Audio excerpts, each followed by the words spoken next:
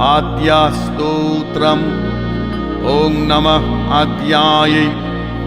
शृणुवत्स प्रवक्ष्यामि आद्यास्तोत्रं महाफलं। यः पठेत् सततं भक्त्या स एव विष्णुवल्लभः। मृत्युव्याधिभयं तस्य नास्ति किञ्चित् कलो युगे। अपुत्रा लभते पुत्रं त्रिपक्षं श्रवणं यदि। द्वौ मासौ बन्धनान् मुक्तिर्विप्रवक्त्रात् श्रुतं यदि। मृतवत्सा जीववत्सा षण्मासं श्रवणं यदि। नौकायां सङ्कटे युद्धे पतनात् जयमाप्नुयात्। लिखित्वा स्थापयेत् गेहे नाग्निचोरभयं क्वचित्।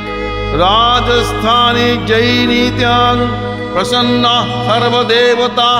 ॐ ह्रीं ब्रह्माणि ब्रह्मलोके च वैकुण्ठे सर्वमङ्गला।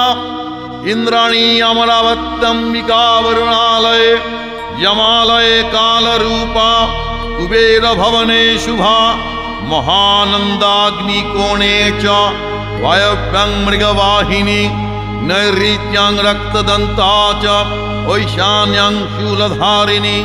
पतले वैष्णवी रूपा सिंहले देवमोहिनी। सुरसा च मणिदीपे लङ्कायां भद्रकालिका।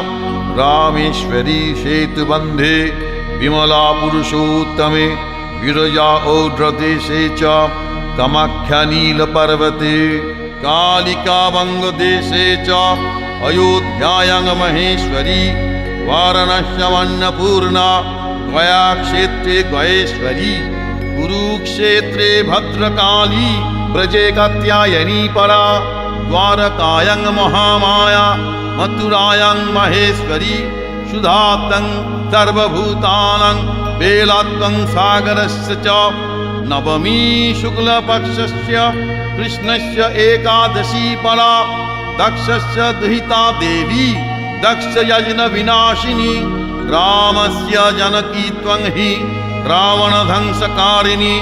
चण्डमुण्डवधे देवी रक्तबीजविनाशिनी। निशुम्भशुम्भमथनी मधुकैटवघातिनी। विष्णुभक्तिप्रदा दुर्गा सुखदा मोक्षदा सदा। आद्यास्तवम् इमं पुण्यं यः पठेत् सततं नरः।